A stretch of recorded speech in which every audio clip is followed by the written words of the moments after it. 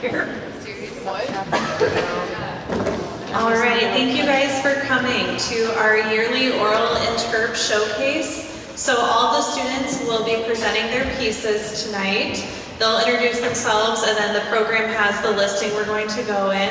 If you need to use the restroom, these ones are locked in the lobby, but if you go into the auxiliary small gym, you can use the restrooms over there. So thank you very much.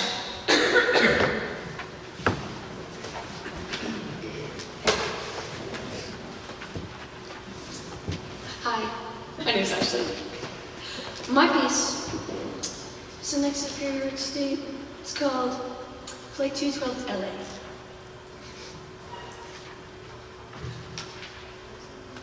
Oh wow.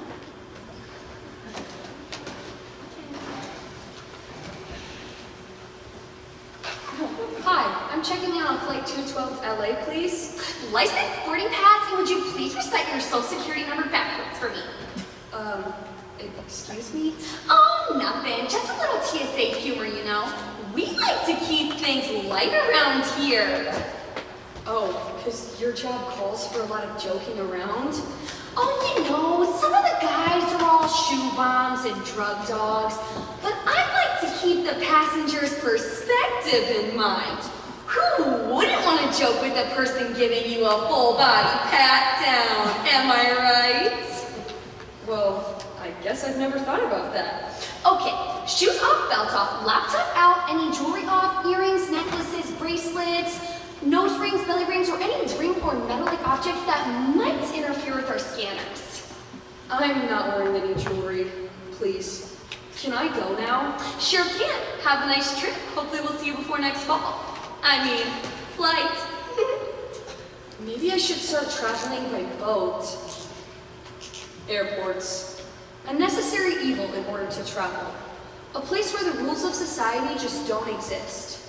What happens when a traveler encounters an overly friendly TSA agent, a seemingly normal parent, an anxious passenger, and an Elvis impersonator? Find out on Flight 212 LA by DRC Rock. Flying bureaucracy, creepy TSA agent in 2 hours to my flight. In a nice big newsstand. Ooh, lots of magazines. Oh, sorry, I didn't see you there. It's all right, airports can be a little busy. Oh, you know, airports can be so stressful, don't you think? Yeah, they are kind of a pain. It almost makes you wish you could put yourself in the mail. Oh, I tried that once. It didn't work out too well. The Postal Service had me arrested. Oh, yes, it was awful. Such an overreaction. Would you like some medication? I've got Valium, Percocet, Xanax, and I forgot what the purple ones are. No, thank you. Oh, all right. You know, my mother witnessed one of the first plane crashes in the Yukon Territory. Oh? And my father was on an airplane in 1973, and the engine caught fire. I see. He lived, so did everyone, except for the alligator on the runway. I'm tense. Are you tense? You look a little tense. You can tame me, you know, by doing deep breathing.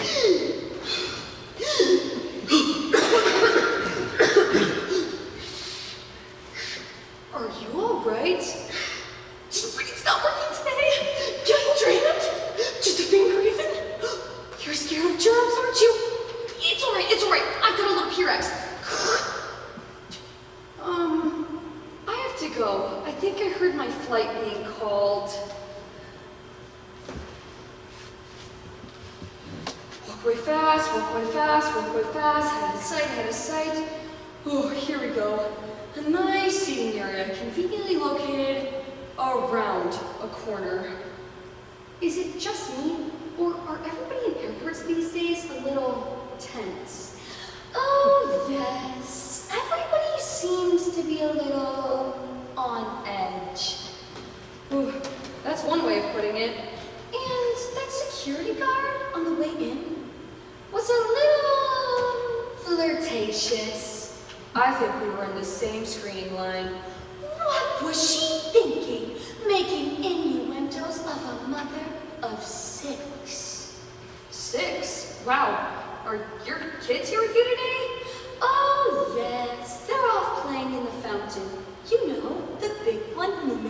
terminal? Do you hear that?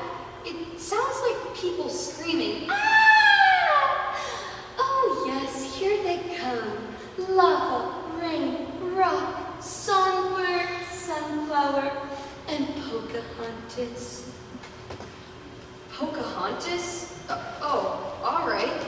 Oh yes, we decided to go with something a little different for the last one. Oh my children, what a swim you must have had. Excuse me, I'm getting wet. Now, Lava, I told you not to shake like a dog in public. These kids, so full of life. They're full of something, all right. Excuse me, I have to go. Oh, no, children. I'm afraid we've upset this nice young lady. Why don't you go over there and sing her a song? Oh, no, that's all right. I don't know what to say. Oh, have a magical flight, dear. On my way now to put a blanket over my head. Seriously, can I run into any more obnoxious weirdos today? Oh, seriously, this is good class. I never should have asked that question out loud. Beg your pardon? Oh, nothing. No, this isn't the flight to Vegas. I'm on 212 to LA. Oh, that Marilyn Monroe lives out there in LA, don't she? Me and her was doing a movie together. Oh, so how long have you been doing Elvis impersonations?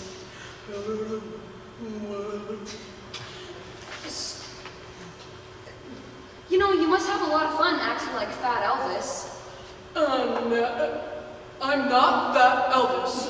I just happen to look like this when wearing a stunning jumpsuit. Oh, sorry, my bad. Anyways, I think I heard my flight. Have fun with Marilyn, I guess? Thank you very much.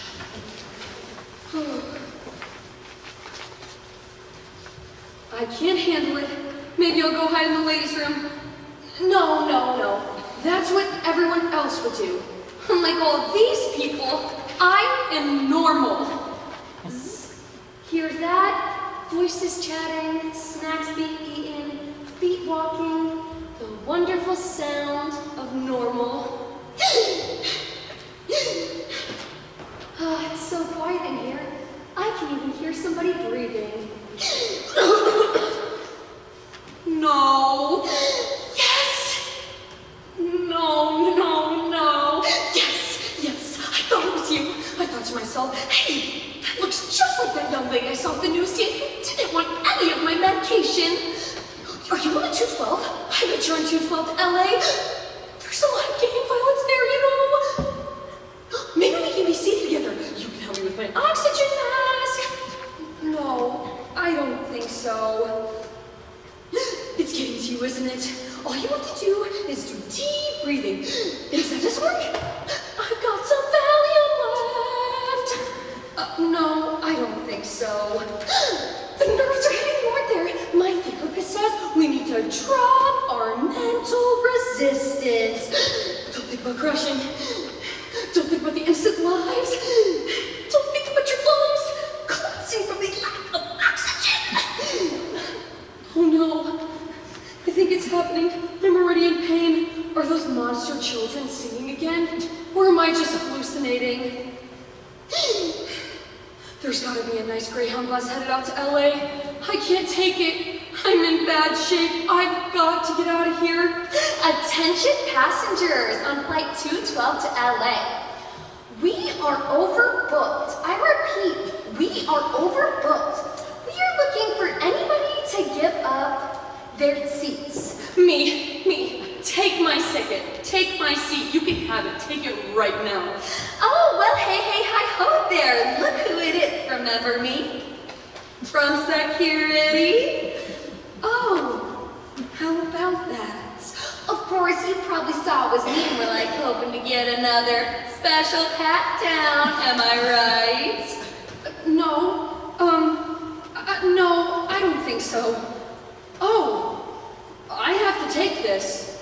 I have to take this flight. My sister's having a baby. Right now. But you wouldn't happen to have any ear plugs, would you?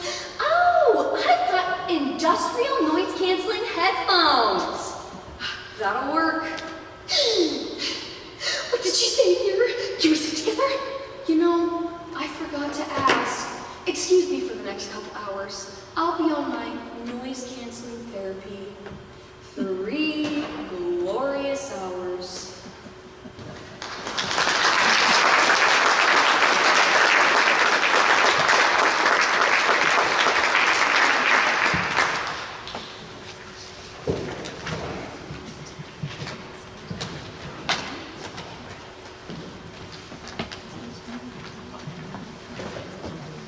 Hi, my name is Erica.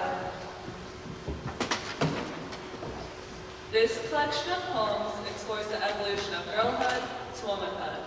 From wearing makeup for the first time in junior high to the youthful slang of teens, the early years are full of a desire of wanting to fit in. The later poems explore the collective girlhood we all share and the loss of innocence that once was. Bubblegum or Bruise by Olivia Gatwood. Blush so pink, it can't be powder. Blush so pink and icy whipped. Blush so pink, I saw it on a commercial. Blush so pink on cable television. Blush so pink, the model dips your fingers in the jar and slides it across your cupcake cheeks. So pink, I save up $7. So pink, I walk to the pharmacy.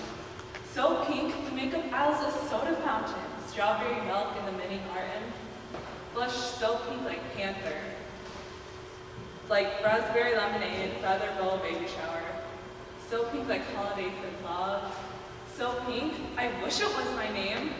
Blush so pink, I take it to the paint store. This color, I say, paint the whole house. Blush so pink, I wear it to school. Blush so pink, Daddy says, those are some pink cheeks. Blush so pink, the whole 7th grade stares.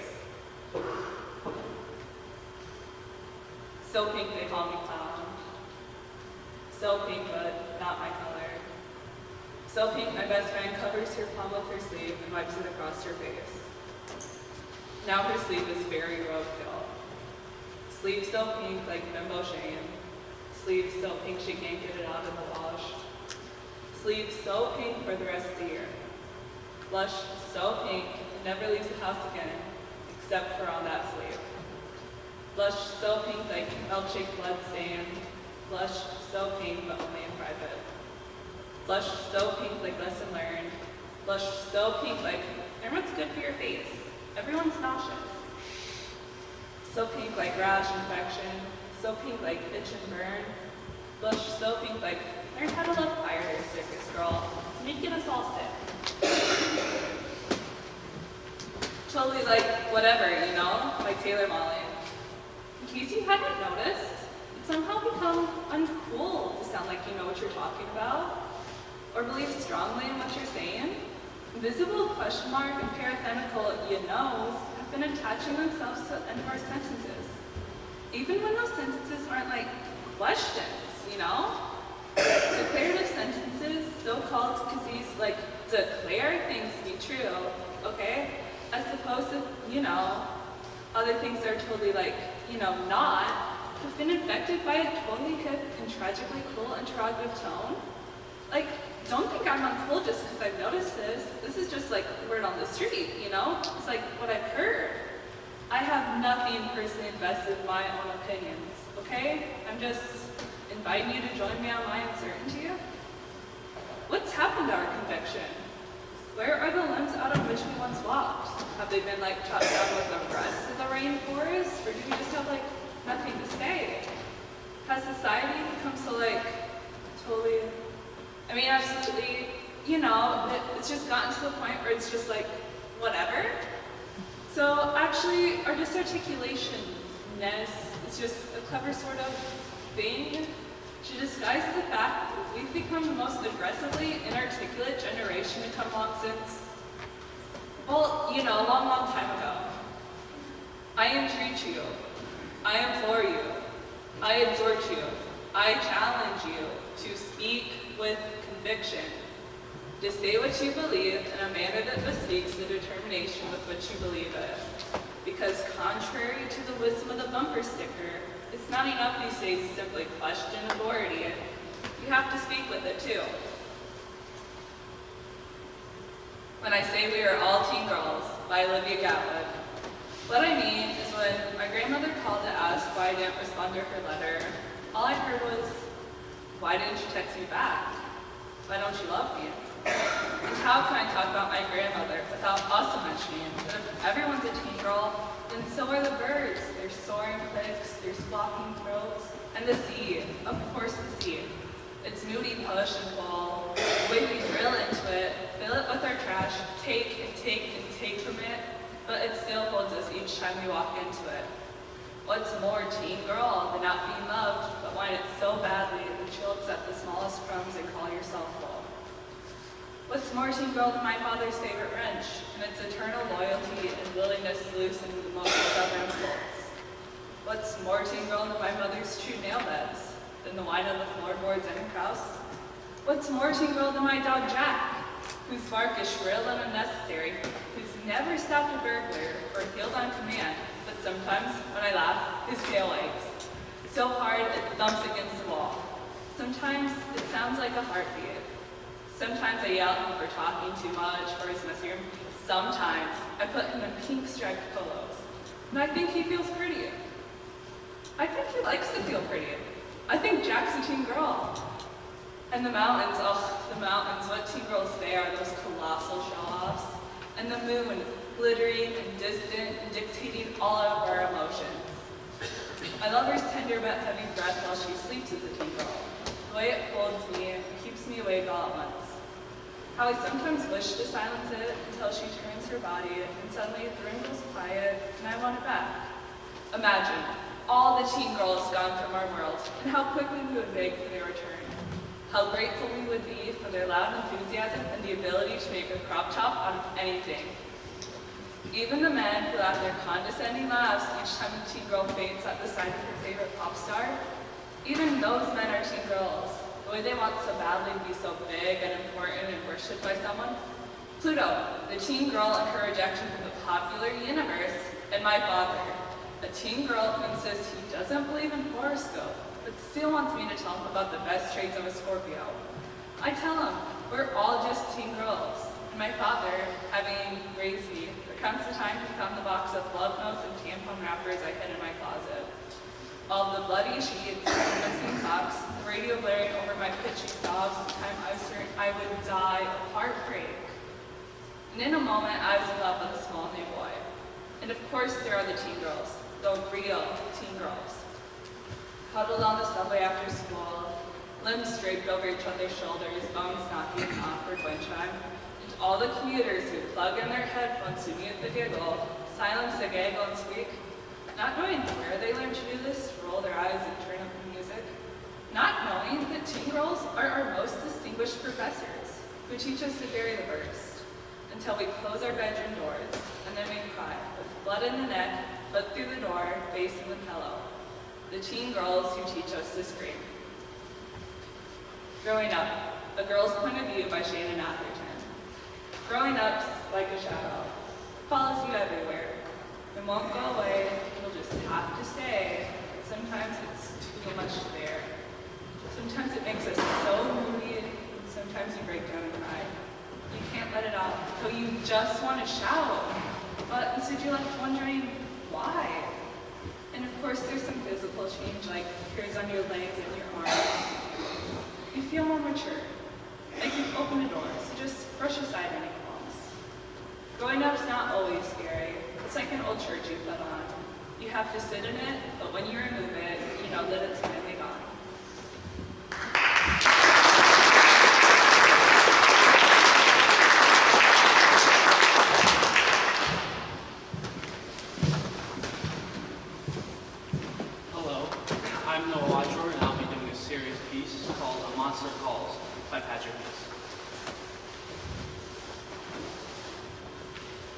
The monster showed up just after midnight, as they do. Connor was awake when it came. He had a nightmare. Well, not a nightmare, the nightmare. Go away! Go away now! You're stupid. You're too old for monsters. Connor O'Malley! I've come to get you, Connor O'Malley. So come and get me. What did you say? I said, come and get me. Connor could see the raggedy teeth, made of hard, knotted wood in the monster's open mouth, and felt the warm breath rushing up towards him. You really aren't afraid of me, are you? No, not of you, anyway. Well, you will be, before the end. And the last thing Connor remembered was the monster's mouth roaring open to eat him alive. Dreams. They come to us in the deepest parts of the night. Some are filled with joy and memories, while others leave us terrified and unsettled. What do they mean? Are they hidden representations of our subconscious? Connor O'Malley is faced with a monster in his nightmares as a representation of his mother cancer. A monster caused by Patrick Ness. It had been a dream. What else could it have been? Only a baby would have thought it really happened. He laughed a little at the thought of how stupid it all was, and stepped out of bed to the sound of a crunch beneath his feet. Every inch of his bedroom floor was covered in tree leaves. He finished his cereal and toast, drank the last of his juice, and then rinsed his dishes and put them in the dishwasher. Connor, you had breakfast? Yes, Mom. Toast and cereal and juice. I'm sorry, I wasn't up. It's okay. It's just this new round. It's okay. I know the new round of cancer treatment is tough. She stopped, but she smiled back at him. She hadn't tied her scarf around her head this morning yet, so her bare scalp looked too soft, too fragile in the morning light, like a baby's. It made Connor's stomach hurt to see it. I'm gonna be late. Okay, sweetheart. You're such a good boy. The weekend arrived and was spent at the hospital. Though Mom's new medicine was taking its time to work, and meanwhile, she had developed an infection in her lungs. Her pain had gotten worse too, so she spent most of the time either asleep or not making much sense because of the painkillers. Connor's grandma stopped outside his hospital. Aren't you coming in, Grandma? She shook her head no. Upon entering, Connor's heart leapt. The treatment must have worked. His mother was smiling. Then he realized the smile didn't match her eyes. She was happy to see him, but also too frightened and sad and more tired than he had ever seen her, which was saying something. Come here, tapping the bed covers. What's going on? I spoke to the doctors this morning. The treatment isn't working, Connor. How can it not be working? Things have just moved too fast. It was a faint hope. Now there's this infection. He still couldn't look at her. He couldn't raise his head. It felt so heavy. His grandma poked her head in the door to take Connor home. At home, Connor went across the backyard, crossed the tracks, barely looking to see if the train was coming, climbed another fence, and found himself at the base of a hill, leading up to a church all while keeping the tree in his sights. Connor began to run.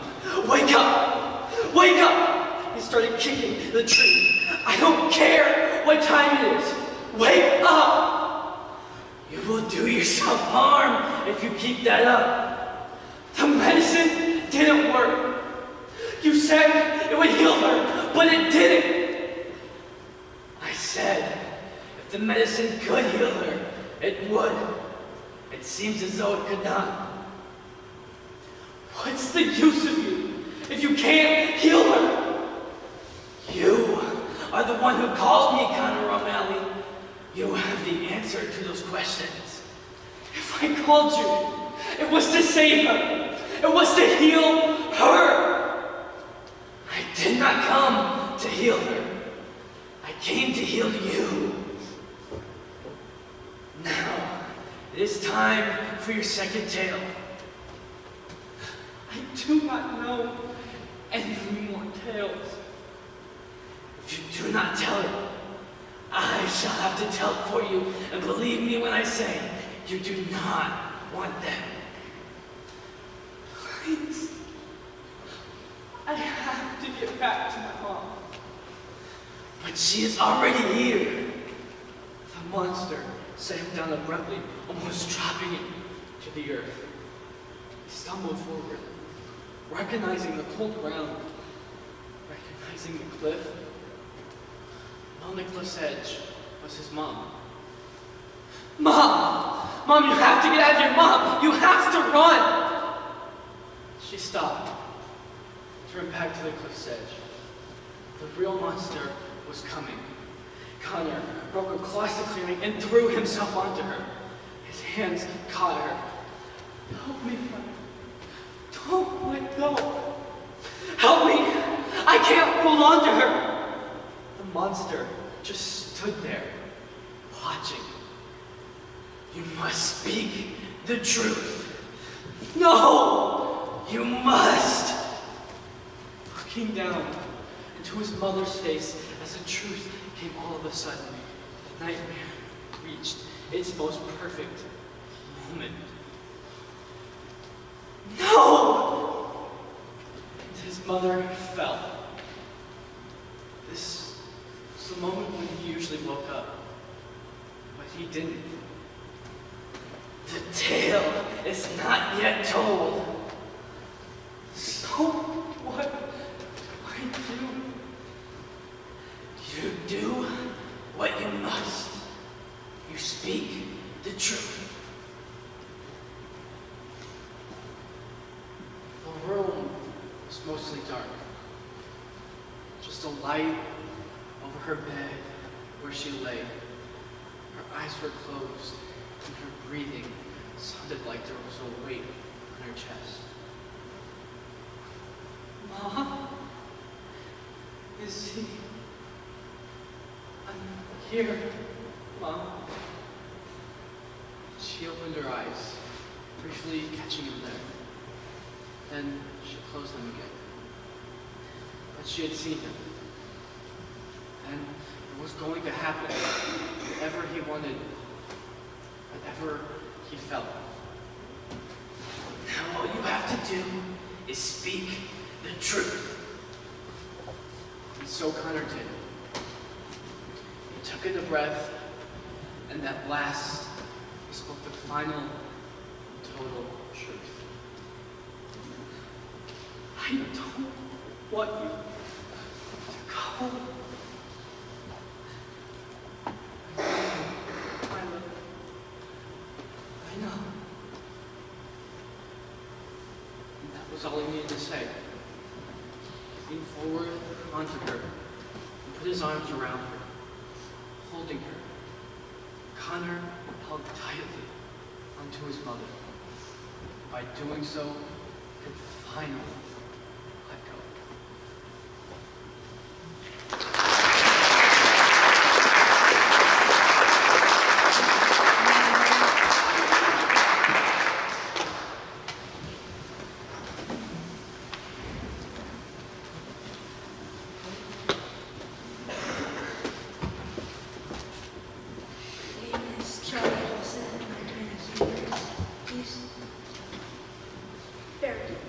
story we've all heard before, but I wonder, what happens after the story? There has to be more to it than that. In this short story by Megan Hicks, we get a look in on Sleeping Beauty's happily ever after. Good afternoon, ladies. My name is Sleeping Beauty, and yes, I'm the Sleeping Beauty. And I'm so happy to be part of the Be Happy with the Woman in the Mirror seminars happening this week. Be sure to check out the Mirror Expo. Find the right mirror for you. Happening this weekend. Be sure it starts this evening at 5. And don't forget about the Healthy Hairs, Healthy Love Life, a seminar in hair care and relationships by Rapunzel. First thing at 9. Well, with all the wonderful lectures and demonstrations happening this weekend, I'm so excited to see so many of you here with me at mine today. The audience is just filled with lovely ladies. Am I right? I said, am I right? Anyways, now, as some of you may not know, but how you couldn't have heard my story, I don't know. I was involved in an incident where I ate a poison apple. Terrible, right? Troublesome, right? Tragic, right? Wrong. You know what happened while I was in that deep sleep? I didn't age 1 second. Not 1 second. I didn't get one wrinkle, one gray hair, one crow's foot, one laugh line. My cheeks stayed high and my eyelids stayed lifted. My forehead stayed tight and my lips stayed youthful and pouty. How fantastic is that? Well, that's where the idea for Beauty Sleep Beauty Care products came from. I immediately saw the need for this poison in the beauty care industry. There are all sorts of products on the market that will help cover up the aging process, but there's no covering up for beauty sleep. It halts the aging process dead in its tracks. Poison, such a strong word, isn't it? Let's just call it the halt. My team of scientists has analyzed the halt agent and developed the exciting new formula that is Beauty Sleep Beauty Care products. It is now available for the public for your own beauty care regimen. What woman could live without it? Want to look good for your high school reunion? Simply use Beauty Sleep now and don't age a second. All your friends from school will have wrinkles at the wazoo and you can wow them all. Want to be a royal pain that ex-prince yours at the wedding to his new princess? Simply apply Beauty Sleep while they plan the wedding and show up to overshadow the bride with your flawless skin. Beauty Sleep is made with all natural ingredients and has a very pleasant apple scent. And it is guaranteed to work, guaranteed to make you beautiful, guaranteed to fix everything in your life that's gone wrong. Now, we come to the demonstration part of Melodosha Day. Can I have a volunteer from the audience? Ooh, me, please pick me, me. Well, it seems we have a very enthusiastic volunteer. How about you, ma'am? Would you help me demonstrate this revolutionary product? Oh, I don't know. I've never been picked for anything in my life before. I don't know. I'm speechless. Now, please, just step right up here. Don't be shy. Let's give her a hand, ladies. That's right, ma'am. Come on up here and have a seat. My, this is so exciting. I feel like I'm on The Price is Right. What did I win? Win? Yeah. What did I win? Oh, well, you haven't won anything. What? What is this, crowd? You drag me up here, embarrass me in front of my bridge group, and I don't even get anything? What a load of force about you. Wait, ma'am, please, just sit, ma'am. All right, I'll give you something, just sit down. Ladies, for being such a good sport and helping me out today, Mrs. What's your name? Mary Simpson. Hi, girls. Am I on TV? No, you're not on TV. For helping me out today, Mrs. Simpson will receive a lifetime supply of Beauty Sleep Beauty Care products. How is that? Does that make you happy? Guess so. I was really hoping for like a trip to Hawaii or a new vacuum cleaner or something. Now, if you'll just have a seat, we can begin our demonstration. Mary, if you'll just cover up your hair with this lovely lilac terry cloth hair wrap made of real Egyptian cotton, included free with every order, just place shipping and handling, and we can begin. Okay. Ladies, here's how it works. Simply slap it on Beauty Sleep as you would any moisturizer or cold cream. Oh my god, this stuff is disgusting. What? Shut up. Ew, it smells like rotten apples. Do you know what lifetime supply or not? Make sure you find a comfortable place to lie down and feel the magic as the passionate Beauty Sleep seeps into your pores. It's that easy. How do you feel?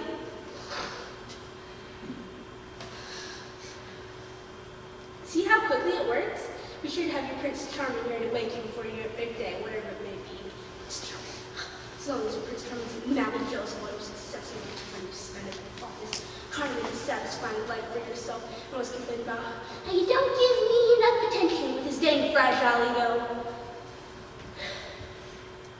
Now, Mary, how do you feel?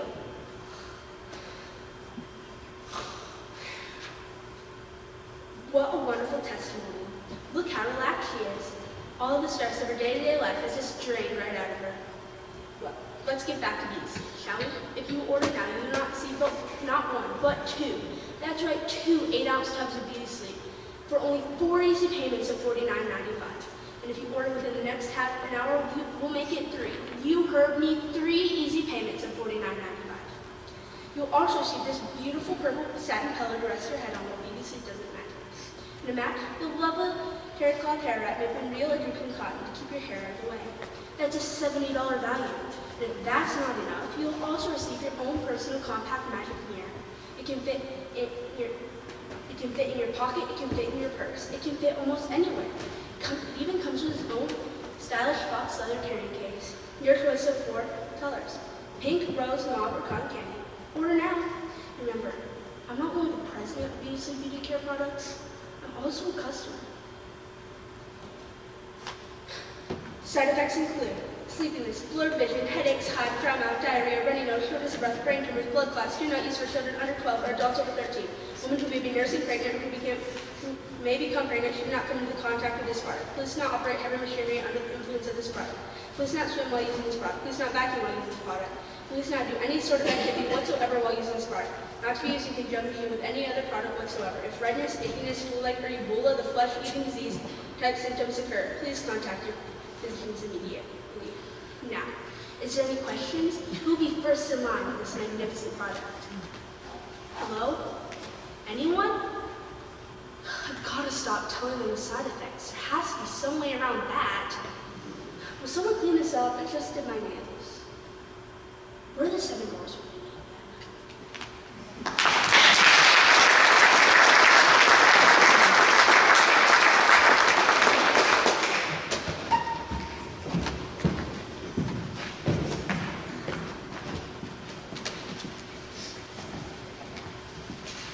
Hi, my name is Kate Swear, and I will be performing a storytelling piece titled Creepy Pair of Underwear.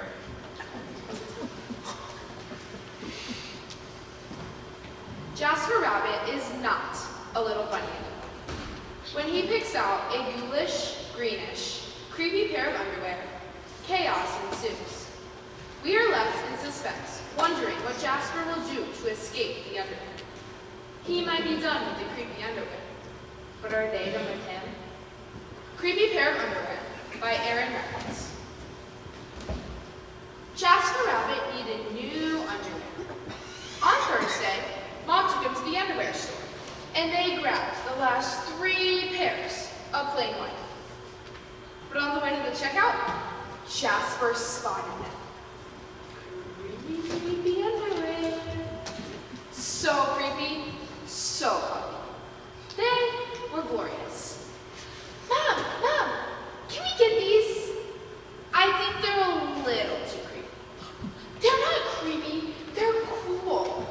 I'm not a little bunny anymore. I'm a big rabbit now. Mom agreed to buy just 1 pair. That night, Jasper wore his cool new underwear to bed.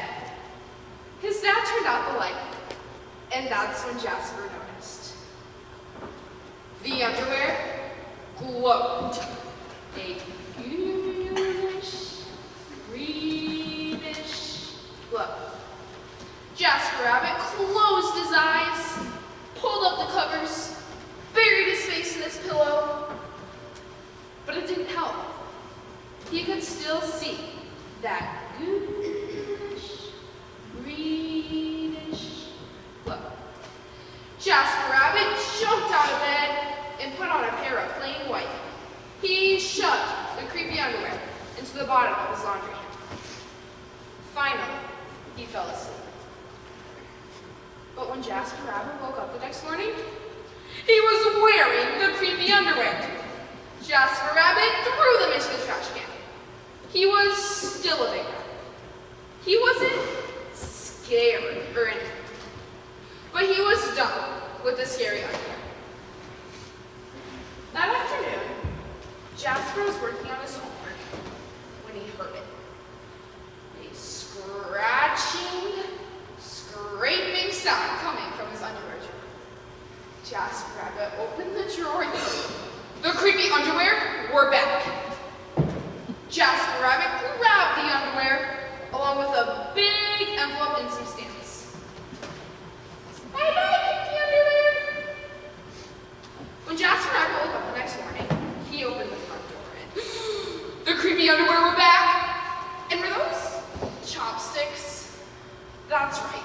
His creepy underwear had somehow returned from China, and it had brought back souvenirs.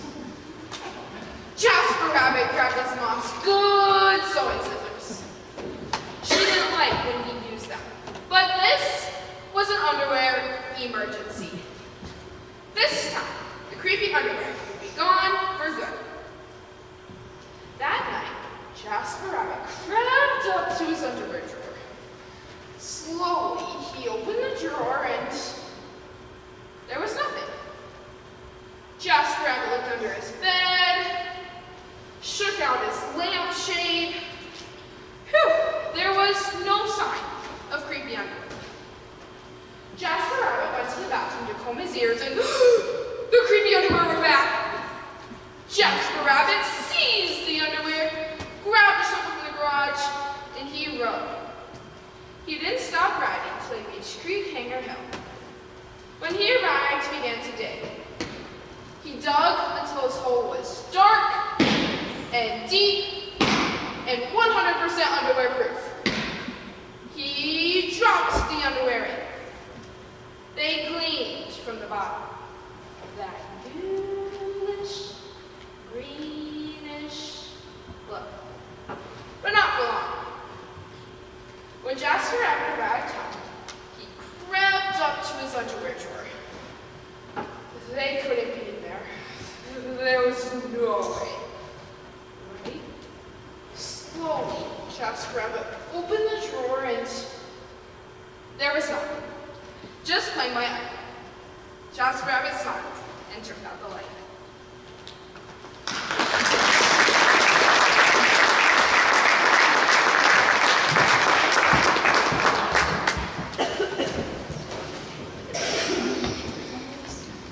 I'm Lexi, and I'm doing a non-oratory piece. Imagine your life with a disability. What if this disability was unexpected? Just like the author, I was unexpectedly diagnosed with autonomic dysfunction last winter. Faced with similar challenges we both faced through and lived beyond limits. Living beyond limits that can be perfect. If your life were a book, and you were the author, how would you want your story to go? That's the question that changed my life forever. Growing up in the hot Las Vegas desert, all I wanted to do was to be free. I would daydream about traveling the world, living in a place where it snowed, and I would picture all the stories I would tell. At the age of 19, a day after graduating high school, I moved to a place where it snowed, and I became a massage therapist. With this job, all I needed were my hands and my massage table by my side, and I could go anywhere. One day, I went home from work early with what I thought was the flu. And less than 24 hours later, I was in the hospital, on life support, with a less than 2% chance of living. As I lay there in a coma, 2 weeks later, they diagnosed me with bacterial meningitis, a vaccine-preventable infection. Over the course of 2.5 months, I lost my spleen, my kidney, my hearing in my left ear, and both my legs, low knees. As my parents wheeled me out of the hospital, I felt like it had been pieced back together like a patchwork doll. I thought the worst was over until I saw my new legs for the first time. The calves were bulky blocks of metal with bolts bolted together as the ankle, with the yellow rubber foot, with a raised rubber line from the toe to the ankle to look like a baby. I didn't know what to expect. I wasn't expecting that. That day, I went home and I crawled into bed. That was my life for the next few months. Me, passed out, escaped from the world and reality, with my legs resting by my side. I was absolutely, physically, and emotionally broken. But I knew, in order to move forward, I had to let go of this old Amy. And I had to embrace this new Amy. And that's when it dawned on me. I didn't have to be 5'5" anymore. I could be as tall as I wanted or as short as I wanted, depending on who I was dating. And if I snowboarded again, my feet weren't gonna get cold. And best of all, I could make my shoe size the size of any of the shoes on the sale rack. And I did. So there were a lot of benefits here. But it was this life-defining moment where I asked myself the life-defining question. If my life were a book and I were the author, how would I want my story to go? I began to daydream. I daydreamed like I did as a little girl, me, gracefully walking, helping others through their journeys. And I was snowboarding again. I couldn't just see myself carving down white powders of snow. I could feel it. I could feel my heart racing, the wind against my face. It was this very moment when a new life in my shadow began. 4 months later, I went back on the snowboard. Things didn't go quite as expected. My knees and ankles wouldn't bend on point. One time, traumatized the skiers on the chairlift. I fell, me still on top of the mountain, my legs flying down the mountain. Yeah, that was rough. I was discouraged, but I knew discouraged only meant two things. This can stop us in our tracks and make us quit, or they can make us think outside the box. I knew if I had the right pair of feet, that I could do this again. I just had to figure out what kind of legs I needed. So me and my foot maker did some research, and I made my own pair of feet. As you can see, one pressed folds, neon pink duct tape. And yes, I can change the toenail polish whenever I want. And it was the best 21st birthday gift. A new kidney from my father that helped me daydream. I started snowboarding again. Then I went back to work. Then I went back to school. And just this past February, I went back-to-back gold cup medals, which made me the highest ranking adaptable female snowboarder in the world. 11 years ago, when I lost my legs, I had no idea what to expect. But if you were asking me today, I would have said no. Because my legs haven't disabled me, they have enabled me. They've helped me to enforce on my imagination and to believe that anything is possible. And that's why I believe our borders can be a good thing. Because it's not about breaking down borders, it's about our minds. And if you think about it, we can do anything we need and anything we want. It's believing in those dreams and facing fear head on that allows us to live beyond limits. And although today was about invitation without borders, I have to say that my life has only been possible because of borders. I've learned that borders are where things actually end, but also where the imagination and the story begins.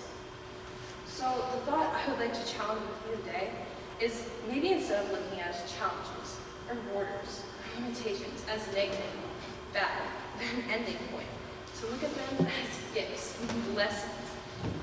In our imagination, we can go further than we ever knew we could. It's not about breaking down borders. It's about pushing them off and seeing what an amazing place it can bring us. Thank you.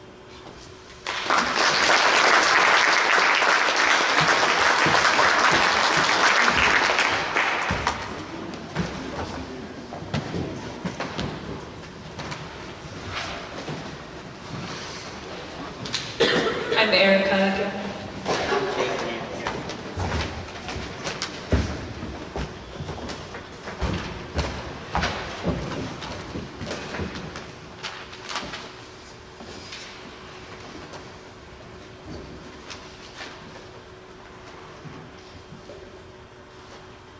Customer service. The foundation on which many businesses are formed. From slogans such as "the customer is always right," Without customers, there is no service. customers find themselves a vital part of any sort of business. But what happens if there's employees that don't believe in customer service? Or think the customer is definitely wrong? Find out in We Loathe Our Customers by Bradley Walton. Excuse me. Yeah? I'm looking for. We're sold out. I didn't We're even still say. sold out. How do you know what it is that you're sold out of? I work here. Obviously, you're wearing a name badge. And do you think this is a real name badge? It's got the maximum off the store logo on it. But do you think it's real? Would you be wearing it if it wasn't? I might. Depends on what kind of person I am. What kind of person are you? That's for me to know and for you to figure out. Do you really work here? Now you're wondering, aren't you? Of course I'm wondering. I'm not wondering. I know. Well, I don't. Well, sucks to be you. I'm not that man. Maybe I am the manager. You're not a manager. You're too young to be a manager. Maybe I ate the manager and took his place. You didn't get the manager. How do you know? Man, I love messing with customers. Are you being a bad employee again, Bailey? Yep. Way to go. Here comes another one. I got this, okay? Sure. May I help you? No thanks. Just looking. What are you looking for? Nothing in particular. Just browsing. You're probably browsing for something. Not really. No. Sure you are. Why else would you be in an office supply store? It's not like a pet store where you go, ooh, ah, over gerbils and buddies. Unless you're really into paper clips and corrections. Which, I don't know, maybe you are. I'm not. And there's nothing wrong with that. We've got some really nice paper clips over there. Big ones, small ones, assorted colors, and they're multifunctional too. Great for picking locks or even picking your nose. In fact, many of our fine products are a deal for picking your nose. Pencils, pens, letter openers. We even carry screwdrivers in assorted small sizes. No boogers safe here at Maximum Office. I do not come here to pick my nose. It's okay. You don't have to be embarrassed. Lots of people do it. Heck, the things that come out of people's noses drive our bottom line. Get away from me! We carry tissues too. Not that. Thanks, I tried. Hey, careful, baby. Hey Joe, what's up? We just got word from the Hayden'sville store. The district manager's making the rounds. Oh, crud. Today? Yeah, he left there about half an hour ago. Uh-oh. Hayden'sville, not that far. If he left there half an hour ago and was on his way here, he can be in the store by now. Double crud and a crud crust pie. You don't think kind of any of the stuff about the boogers. The heck with your burgers? What if you heard me saying I ate the manager? You guys said what? Again? Never mind, I'm not about to repeat it. He could be here. He could be anywhere.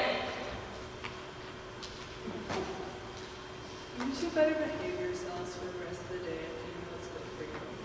If you catch him. And I was going to swap out the coffee filters with toilet paper today. Just right, we're going to have to actually do our job. We're going to actually have to be nice to the customers. I hate being nice to the customers. I know. May I help you? I'm looking for pencils. Well, you found the right spot. I don't know. Pens, pencils, and more pencils. All right here. Is this all the pencils? It is, yes. This is our complete selection. Do you have any more at the cash register? We do. They're the same as these pencils here, here, and here. Do you have any more on one of those end caps? That'd be the same as these pencils right here. Do you have any pencils on one of those displays in the middle of the aisle? That would just be these pencils here. Do you have any pencils in the stock room? Just more of what we have out here. Are you sure? I'm afraid I am. How positive are you? Extremely positive. Could you look? Look? Yeah. You want me to go look? Uh-huh. In the stock room? That's right. You don't believe me? I believe you, that you think you know, but you might be wrong. I'm very sure. I still feel better if you checked. It's a very big stock room. Pencils are spread all over. Might take a while. I can read. What kind of pencils are you looking for? Pencils are right? Right. Yeah. I feel reasonably confident that these pencils, all of these pencils that we have out here, that they can write. Well, yeah, they're right. That's kind of the least that they can do, you know. But they're not any good. You've tried them? Yeah. All of them? Yeah. Every single different one of these pencils. You've tried them? Uh-huh. You've kept track? Uh-huh. What kind of problems have you been experiencing with them? Different things with different pencils. Some squeak. Some slip around on my fingers when my hands get sweaty. Some are way too dark, some are too light. Some make me poke myself in the eye. Really? Yes, open. In the eye? Are you laughing at me? No. Are you sure? Positive. You better not. Wouldn't dream of it. I'm gonna go to the soccer now. Okay, you do that. Buy me one I haven't tried. What? Haven't you tried? I don't know. It's not like I know every country that's out there. That's your job. But I don't know what you've tried. Are you gonna be? No, I'll go look. You know what? Never mind. I found one here I haven't tried. The standard number 2 wooden pencil. Yeah, You've never tried those. not green ones. Excuse me? Buzz off. What? Oh, not you. There was a fly buzzing in my head. Oh. How may I help you? I'm looking for paper. Good, that's good. We sell paper. Copy paper, notebook paper, colored paper, cardstock. You name it, we got it. I'm looking for paper that's guaranteed not to cause any paper cuts. No paper cuts? I hate paper cuts. Me too. Can you show me where it is, please? I don't think we have anything like that. You mean you don't know for sure?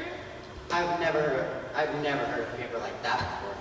I feel very safe in saying that we don't have it. I can't imagine that it doesn't exist. Paper cuts are such a common problem. Surely someone's found a solution. Gloves. Don't get smart with me. No, of course not. Didn't mean it that way. Not at all. Just that gloves would in fact keep you from getting paper cuts on your hands. Not my hands I'm worried about. It's not. It's my left ear. You get paper cuts on your left ear? All the time, doesn't everyone? They do, every day. Very common problem. Oh good, I'm glad it's not just me. I'm so sorry. That's okay. Thanks for trying. It's so good to know I'm not the only person this happens to. My friends think I'm nuts. I can't wait to tell them about you, Campbell. I have a used washing machine in excellent condition. 8 cans of hairspray, 10-pound bag of board soap, a liter of kittens, and a stick of spearmint gum. Are you sure your store doesn't butter? I thought today would never end. Today was the worst day of my The life. customers are just, Yeah, they were like, I know. and I just have to stand there and take it. I can't wait for tomorrow. Tomorrow, I will have my vengeance. I'm gonna be so about the vengeance tomorrow. Joe, have you heard if the district manager was satisfied with his visit today? He was sleepy and satisfied, but not with us. After he left the Haydensville store, he went to the Bedford store. Spent the whole rest of the day there. Not a pretty picture. You mean he wasn't here today? Not at all. No, but whatever you were doing while you were on good behavior today, just keep doing it. He's probably coming tomorrow for sure.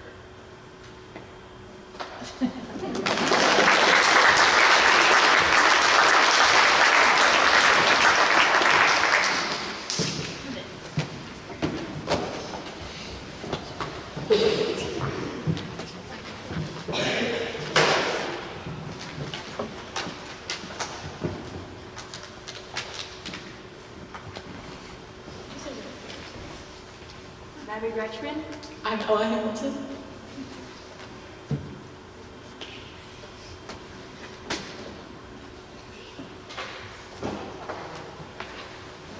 Ruthie, you've been staring at your phone all night. Are you still talking to that internet weirdo? He's not a weirdo, Tara. I could literally call Cal anytime I want, and he would answer, okay?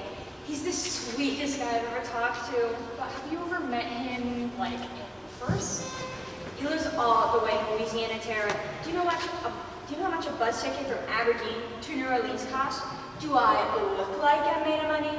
Okay, look, I'll make a deal with you. What's the deal? Remember how we were planning on going to Atlanta for spring break next month? Of course. Well, instead, let's just go to Louisiana so you can finally meet this guy. You would do that for me? No, I would do it for me, so I can hear you stop gushing on about this obviously fake person. Deal. And you'll finally see that Cal is my soulmate. When we were younger, we were all told of the dangers of the internet. However, in our case, Tara and Ruthie didn't get this message when Ruthie gets catfished. The slang catfish means to use a fake identity to begin a lascivious relationship. Although Ruthie falls victim to this, the story is not how it seems. Catfish by Abram Sand. Tara, it's the big day. Spring break has officially begun. How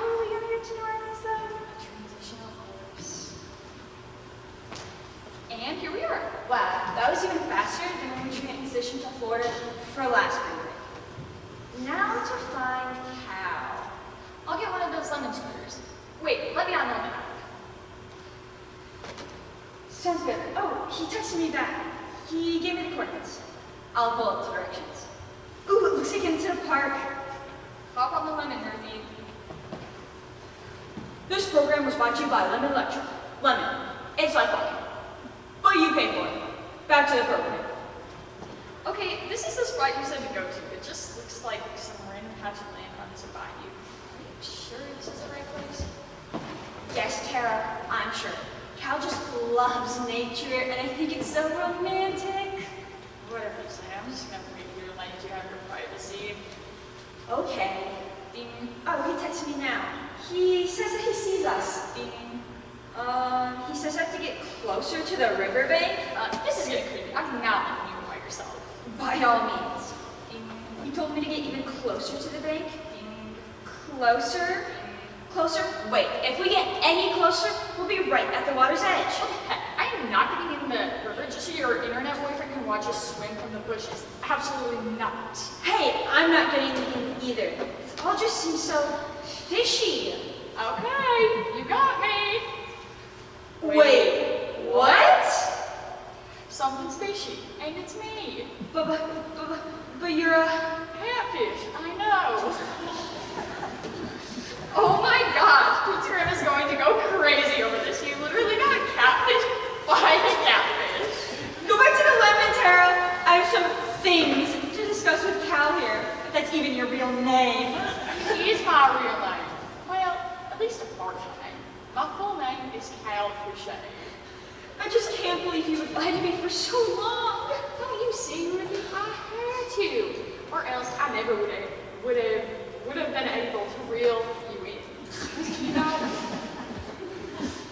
You never would have been able to see that beyond these hills is a big heart that beats for you.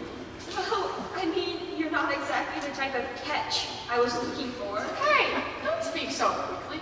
Just because I'm a fish doesn't mean I can't be a great boyfriend. Heck no. You just gotta give me a chance. I'm the same Cal you fell in love with. You're not the same Cal. The Cal I knew was a human. I am human. Now you're resorting to lies. No, Ruby, I ain't lying. I am human. Just give me a chance. I'll prove it to you. How? Well, this all started with the last girlfriend I had. She was a real bitch. Like, she was really nasty? Yeah, she was actually bitch. Like spells, potions, rules, the works. I can never resist a girl with a pointy hat. Anyways, one day I made a mistake of lying to her, and she turned me into a fish. And I've been living on this bayou ever since. That is so sad. Wait, how do I know you're not just lying to me again right now? You'll see. Many years ago, I talked to a fish, a witch doctor, that lives about a mile down that way. Or was it that way? Well, anyways, he said that to undo the hex, I have to get kissed by true love on the farthest moon. And the hex would be under the farthest moon is tomorrow night with me. I've never felt a love truer than you.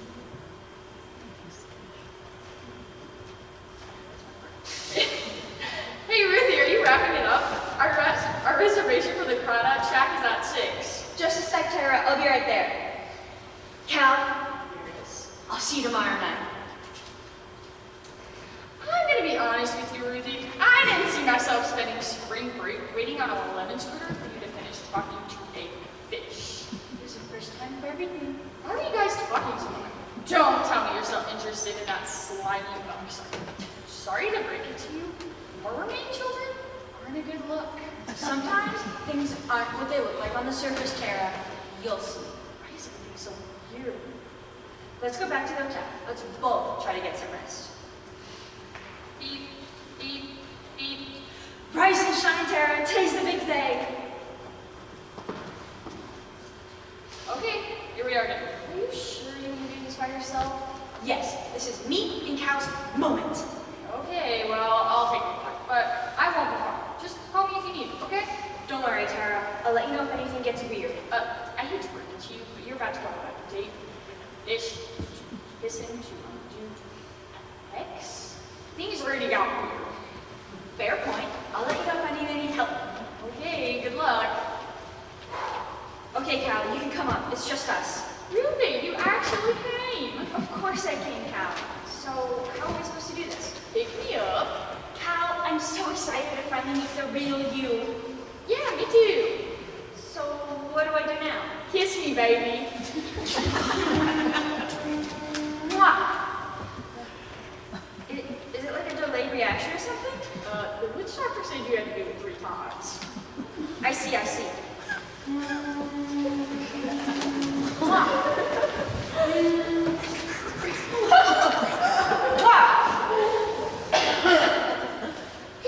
I did it! What do you mean? You're still a fish! No, you idiot. I did it. I kissed a human 3 times. Cal, what are you talking about? How dense are you? Don't you see, Ruthie? I was playing you the whole time. Nobody can transform humans into fish. Well, are you dumb? You slimy, rotten liar! Thanks for making my dreams come true, Ruthie. Catch you later. Or not.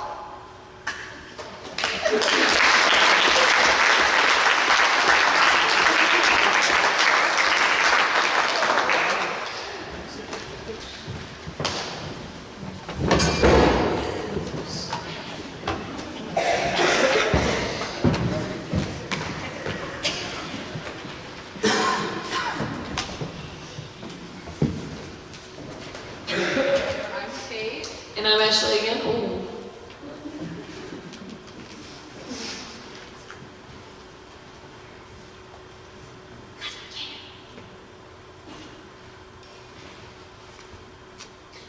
Trixie, you're like my best friend. No, I mean it. My very own parents refuse to take me out driving, but not you, Trixie. You're a real pal. Well, hey, that's what friends are for. You need a licensed driver in the car. I have a license. Well, a match made in heaven. And even though you're a year older, we're in the same grade. It's like fate. My mother said there was a reason why I was held back in the 5th grade. I bet this was it. Spooky. Roxy, move your hands down on the wheel a little bit.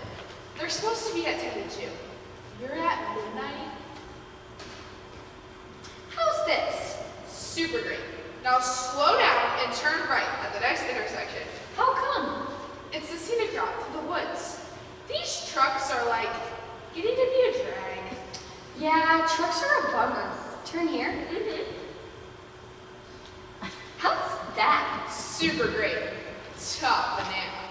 Or should I say, awesome apple. Like this new lipstick I just bought. Let me see. Can I wear some? Sure, but not too much. A little goes a long way. Besties. BFFs. Best friends. When Trixie teaches Roxy how to drive, the two set out on an unexpected adventure. The best friends are forced to encounter rain, branches, bee stings, and dog poop. How will they survive? Will they survive? Ditzies by Deborah Karzeski. Roxy! What? Watch out for that tree! What Step on tree? the brakes!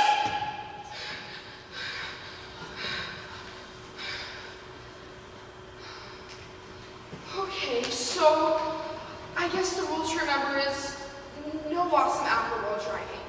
Right, Coach. Okay. Enough procrastinating. The best thing to do when you have a setback is to push forward. Get back on the horse. If at first you don't succeed, try again. Meaning, let's get back on the road.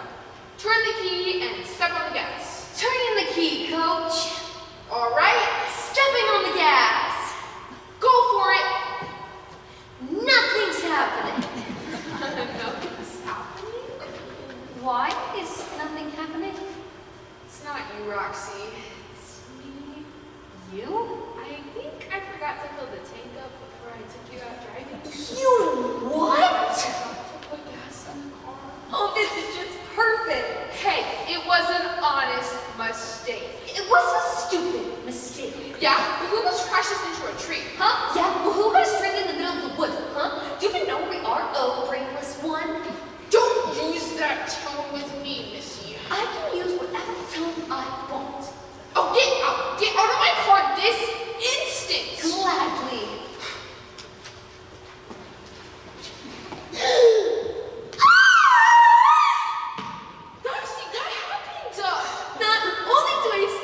driver, and not only did I almost crash into a tree, and not only did you get stuck in the middle of the woods, but I just stepped in doggy doo. Actually, it's probably raccoon dew, or deer dew, or even grizzly bear dew. I don't care what kind of dew it is. This was my favorite pair of high heels. That wasn't too smart. How are you going to walk with one high heel? I'll manage. See, I'm sorry. It'll be okay. Ouch! What happened? A branch! It poked me in the eye. It's getting so dark I didn't see it coming. Oh my gosh, Trixie. It's swollen nearly twice its size. Oh no! I think I'm having an allergic reaction. Here, open it up. Let me see if there's something in there. I can't. You open it up a little farther. Maybe a quarter or a sticker in there. I'm trying. It's swollen shut. It's all right. Just come over by me and sit here and wait for a car to drive by, and then we'll get you straight to a doctor. What if no one drives by? Oh, someone will drive by. I'm going to cheer you up. Have you ever seen my greatest talent? Your greatest talent? Uh-huh. I can make my tongue stick all the way out and touch my nose. No way. Sure can. Prove it. Watch this. Ow! A bee! A what? A bee! What? A bee stung my tongue! A bee stung your tongue? That's what I said. Oh my gosh, is the stinger still in your tongue? Get away from me! Have you done enough? Me? We wouldn't be stranded in the woods if you had kept your eyes on the road. Well, at least I have two good eyes. That was cruel. Oh no! It's so mean. Flixie, look! It's so heartless. Flixie, stop and look! What? Lane! What? Lane, it's raining! I can't understand what you're saying, you freak. I said it's raining! It's raining? Oh What? no! My foot! Huh? My foot! Enunciate, girl. You hurt? No, my foot is leaking! Oh my gosh, your mom was right. Here, let me help you. Maybe we can stretch it out a little bit. No, get away from me! Have you done enough? Me? If you kept your eyes on the road, this wouldn't be a problem. Now wait. Roxy! A car! Yay! Finally! We're safe! Help us out! We need help! You did perfect. I can't believe it. Why would a car full of red-blooded teenage boys pass by two half-mates like us? Look at us, Pixie! Oh, I get it. I'm stopping what? Yeah, we should probably just wait in the car until the rain stops. Pixie, did you leave the car open the whole time? You were screaming when you stepped in grizzly bear dew. Like, I didn't think about shutting it. no, the seats are wet. Well, you screaming like someone had chopped your leg off. I don't remember to shut the door. Perfect. This is just peachy. Here I am, letting you drive my family's car out of the kindness of my heart. And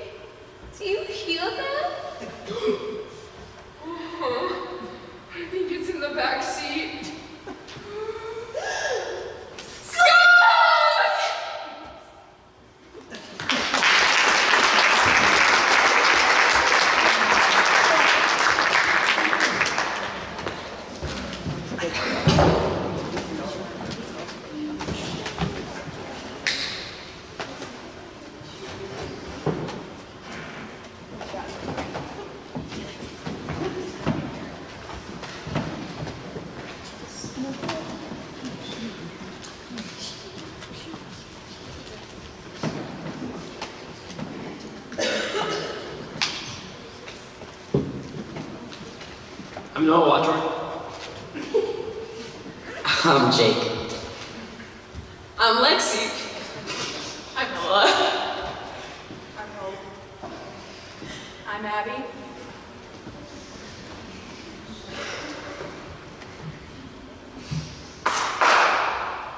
Once upon a time, there lived a beautiful girl named Snow White. Hi. And her evil stepmother. Hello. They lived on the edge of a dark forest, inhabited by a little man. Hi ho, it's off to work we go. Not yet! Bad boys, what you gonna do? When do I come in? Not entitled. For the audience, please note that this is not entitled narrator. It is Snow White. Are there any questions? Once upon a time, Alien far, far away. Lives Snow White, 7 dwarfs, an evil witch, a prince, and A psychotherapist. Wait, what? In this version of the classic fairy tale, Snow White, we learn the truth behind the characters. Snow, sort of, White, by Ken Bradbury. all right, one day, the beautiful and talented. and talented. Oh, we forgot Charlie. Yes, I'm here. Not Prince Charming. Oh, Anyway, you mean I come in later? duh. Anyway, this mountain got raw. You witch? Yes. Not yet. Anyway, one day, Snow White was traveling through the woods to. Do I have a part yet? Who are you? I don't know. There was an extra spot, so I... You're not even in this. Once upon a time. Well, I just want you to know I'm here if you need me. I'm totally lost now. You people Pretty are. much. I mean, we're only depending on you to get this straight. Listen, I don't need this. You people are driving me nuts. This is a stupid, sexist, insensitive fairy tale and... Let it all out, honey. I can relate to that. Who are you? I'm Prince Bob, your psychotherapist. There is no Prince Bob in this story. Sure, honey, whatever you say. Now tell me, did your mother abuse you? No, my mother was beautiful, charming. I'm here. Stop it. They looked at me. No looks, no talent, can't sing. Perfect, they said. You'll be the narrator. I can relate to that. Come on now, honey, I think we're starting to bond. Bond with yourself, Prince Bob. One day. But I just want you to know... Get lost! That's good. That's very good. Hostility is natural. So, the wicked stepmother took off to the dark forest till she came to the cabin of the dwarves. My dear, you're all alone in this dark, mysterious forest. Yes, I'm so cold and all alone. I'll bet you are. Well, my pretty, look what I have here, a bit of golden lace for your dainty throat. Oh, thank you, dear, sweet, gracious, charming. I'm here. No, you're not. I'm not. So sweet Snow White put the lace around her neck. Duh. I'm really sorry. Oh, it's so warm, so lovely. Oh, my God, I'm choking. Help, somebody help. Oh, it's you, my wicked, wicked stepmother. And I didn't think you could. Help, this thing is getting tighter and tighter, and I can't breathe it. Somebody call. Too late. Oh, And poor, sweet, beautiful Snow White died. What? Be quiet, you're dead. I am not. Yes, you're dead as a mackerel. You're choked to death. I nearly seemed to choke to death. You see, I've got to sell the book. I've got to come back in the sequel. All right, Snow White seemed to be dead. So the dwarves returned home. Yes. Hi-ho. It's off to work we go. Hey, it's a beautiful girl on our doorstep. Let's get her out of these wet clothes. Easy, Weirdy. Oh, She's waking up. where am I? The new beach. Weirdy! Where is she? Oh. That awful woman that tried to kill me. What coincidence? Lay down. So sweet Snow White was taken in by the little men. I could have saved her, I know that. but no. Nobody called the prince. Hey, this is my story. You stay out of it and you tell it straight. The queen disguised herself. To hide my beauty. So she disguised herself as an ugly, old woman Big time makeup job. and went to the cabin of the dwarves. Hi-ho. Hi-ho. Who were not home at the time. Bad boys, what you gonna do? Knock knock. Who is it? It is I, a poor Please open the door, Snow White. How did you know my name? Doors, Todd. Oh, well, my friends in the dwarves told me not to open the door for anybody. The same little perverts who put you to bed every time you faint. You got a point. Here, take a taste of this. I can't breathe. I'm choking. I did it again.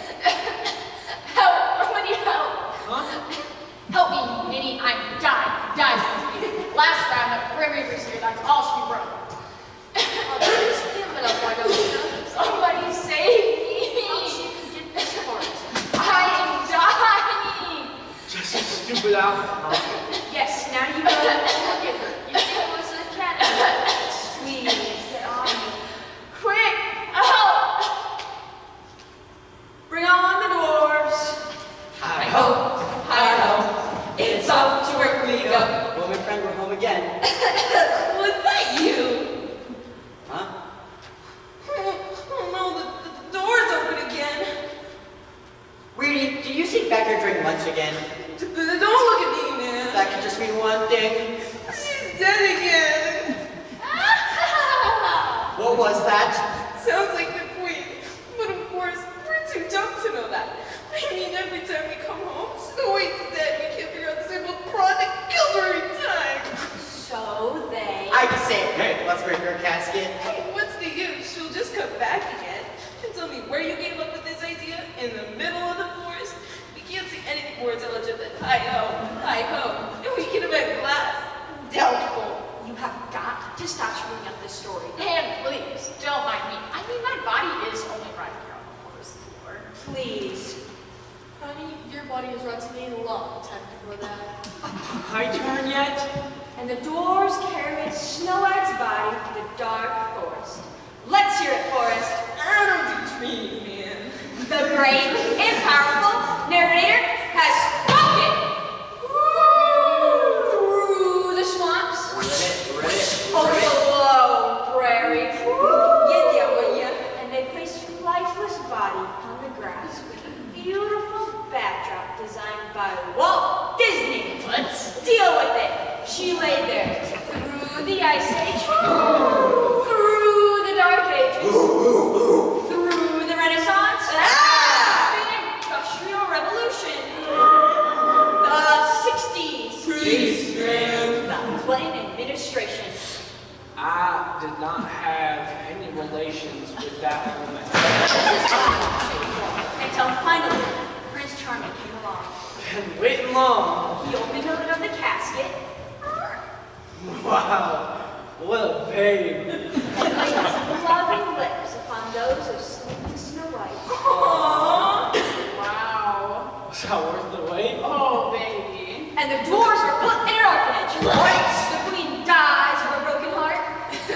Prince God is sued for malpractice. You mean? And then Prince Charming suddenly looks up at this wilted flower of a girl who's been lying in this jar for ages. He looks up and sees this beautiful, enlightened, intelligent narrator standing before him. Oh, wow. Wait a minute, Baba. And Snow White dies of jealousy and extreme old age. Hold on now. The great and powerful narrator has spoken. You're a roadkill, baby. Ah! And they all live happily ever after.